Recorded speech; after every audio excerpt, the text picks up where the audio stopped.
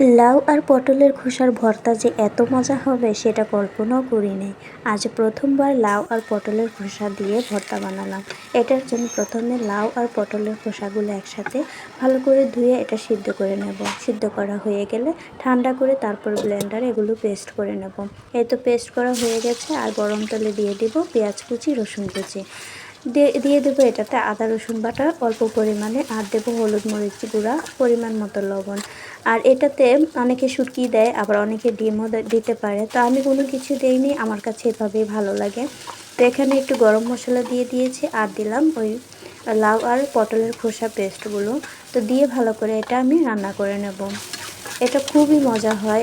আজকে আমি এটা রান্না করে ভর্তাটা বানিয়েছিলাম, খুবই মজা হয়েছে। আমার বাচ্চাও এটা পছন্দ করেছে। তো সবশেষে এখানে আমি ধনিয়া কুচি দিয়ে আর একটু ভালো করে রান্না করে নেব। আর এটা যতক্ষণ আঠালো ভাব না আসবে ততক্ষণ নেড়েচেড়ে এটা রান্না করে নিতে হবে।